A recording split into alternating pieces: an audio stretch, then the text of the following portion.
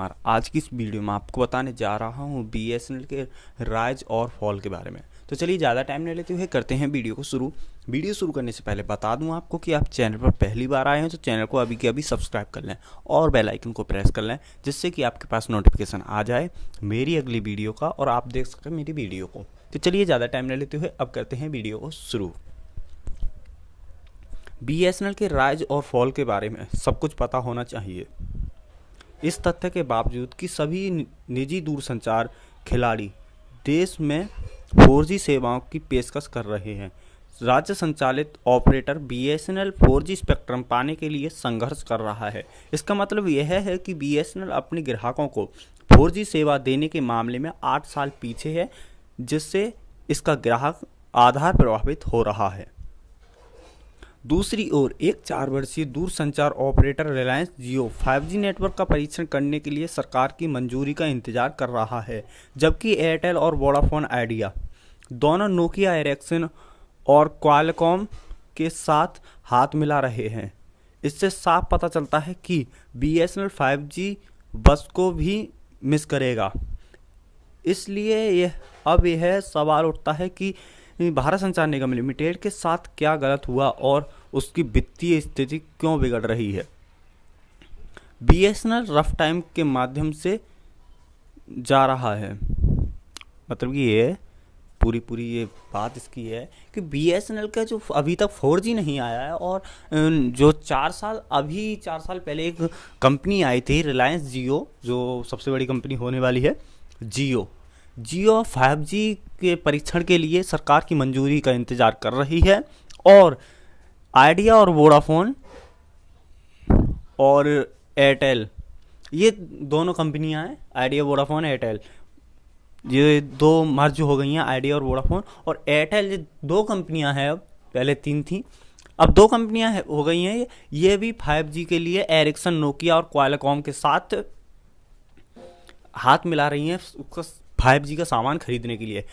तो इसमें यह बात पूछा जा रहा है और सोचा जा रहा है कि ऐसा बीएसएनएल से क्या गलत हुआ कि ये उसके लिए ऐसा दिन देखना पड़ रहा है। इसकी स्थिति दिन पर दिन बिगड़ती जा रही है और इसकी भारत सरकार भी कोई मदद नहीं कर रही है। क्यों? और यह एक सरकारी संपत्ति है, फिर भी इसकी सरकार मदद क्यों नहीं कर रही है? ऐसा इसके साथ क्या गलत हुआ है, यह बीएसएनएल के जो कर्मचारी हैं वो सोच रहे हैं। चलिए अब आगे की बात करते हैं। बीएसएनएल ने 1 अक्टूबर 2020 को अपना परिचालन शुरू कर दिया है। 2008 तक यह सबसे अधिक लाभदायक पीएसयू था, लेकिन इसने तीव्र प्रतिस्पर्धा और नेटवर्क क्षमता की कमी के कारण उसकी अवधि में ऑपरेटर का पतन शुरू हुआ।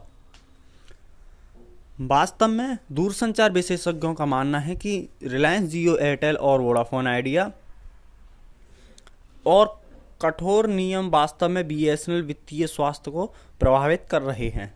हर बार एक निविदा मंगाई गई थी, सरकार द्वारा निविदा को अस्वीकार कर दिया गया था। यदि यह स्थिति थी कि आप कंपनी को खोलने नहीं देते और जब कंपनी विफल हो जाती है तो कंपनी का समर्थन नहीं करते, और फिर सबसे आसान तरीका है बस कंपनी को मार डालो। एस.डी. सिन्हा ने फाइनेंशियल एक्सप्रेस ऑनलाइन द्वारा उद्धृत किया गया। ये एस.डी. सिन्हा हैं, बीएसएनएल के कोई कर्मचारी हैं, कोई ऑफिसर हैं, इसमें कोई नाम नहीं खोला गया, ये कौन है, इनकी वो पोस्ट नहीं खोली गई है। तो इन्होंने कहा है कि बीएसएनएल को कोई चलाने की तो नहीं सोच रहा है, लेकिन इसका सबका यही मतलब है कि बीएसएनएल मर जाए, इसको मार डालो, मतलब कि ये बीएसएनएल बंद हो जाए। तो अब आगे देखते हैं।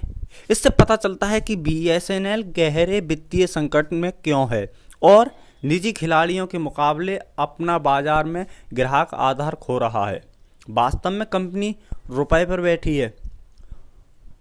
39,089 करोड़ रुपए का नुकसान बीएसएनएल ने बताया है। चालू वित्त वर्ष के दौरान उसका कुल संचित घाटा 2019 से 31 दिसंबर 2019 तक 39,089 करोड़ रुपए है। दूरसंचार राज्य मंत्री संजय धोत्रे ने एक संसद में कहा इसके अतिरिक्त ऐसी रिपोर्ट थी जिनमें कहा गया कि ऑपरेटर के लिए पुनरुद्धार पैकेज की घोषणा करने से पहले कंपनी को बंद करने की योजना बना रही थी, क्योंकि यह कोई लाभ नहीं कमा रही है। लेकिन पिछले साल अक्टूबर में सरकार ने बीमार सार्वजनिक उपक्रमों को पुनर्जीवित करने के लिए घोषणा की थी। इससे साफ साफ पता चलता है कि इसके जो दूरसंचार राज्य मंत्री हैं संजय धोत्रे, इन्होंने कहा है कि इसका घाटा पिछले वर्ष 19-20 में, इसके वित्तीय वर्ष में इसका जो घाटा था वो कुल घाटा 39,089 करोड़ रुपए था, लेकिन अब इससे ज़्यादा बढ़ गया है क्योंकि इसका पैसा नहीं कम रहा। और इसके जो सबसे बड़ा मेन रीज़न ये है कि इस पे ऐसी क्या गलती हुई है कि इसको 4G नहीं दिया जा रहा है, और इसके बावजूद तो नहीं, मतलब कि और जो अन्य कंपनियां हैं, अदरवाइज कंपनियां हैं, जो प्राइवेट लिमिटेड कंपनियां, वो 4G तो उनका बहुत दिन का आ गया, 4 साल पहले वो 4G ले आए और अब वो 5G की भी तैयारी कर रहे हैं। और सबसे बड़ी बात ये है, आप भी सोचना, और सबसे सोचने की बात ही है कि BSNL को जो चाइना से एरिक्सन, ZTE, इन कंपनियों से ये सामान खरीदना चाह रही थी, लेकिन इसे नहीं खरीदने दिया। और जो दूसरी कंपनी है आइडिया, वोडाफोन, वो एरिक्सन, नोकिया और एक क्वालकॉम कंपनियां हैं, उससे सामान खरीदने का विचार बना रही है और उससे बात भी कर लिया है। तो इस पर ऐसा क्या मतलब है कि ये जो सरकारी कंपनी है उसको इससे नहीं खरीदने दे रहे लोग, जो भारत सरकार है, और जो प्राइवेट कंपनियां हैं उसको खरीदने के लिए कोई मना नहीं है। इसका सामान खरीदने के लिए एक बात भी हो गई थी, मतलब कि पूरा काम हो गया था, अब तक 4G सब जगह लग जाता, तो इसने मना कर दिया कि हम सामान नहीं खरीदने देंगे और कंपनियां खरीद रही हैं। तो ऐसा क्या है? तो थैंक यू फॉर वॉचिंग दोस्तों। कैसी लगी वीडियो अच्छी लगी हो तो वीडियो को लाइक करें और चैनल को सब्सक्राइब करें और बेल आइकन को जरूर प्रेस करें, जिससे कि आपके पास नोटिफिकेशन आ जाए मेरी अगली वीडियो का और आप देख सको मेरी वीडियो को। और आपका कोई भी डाउट हो तो मुझे कमेंट बॉक्स में बताइए, मैं आपके डाउट का जो आंसर है वो मैं अपने इंस्टाग्राम पर दे दूंगा। मुझे इंस्टाग्राम पर फॉलो करने के बाद अपना कमेंट लिख सकते हैं या मुझे डायरेक्ट मैसेज कर सकते हैं इंस्टाग्राम पर।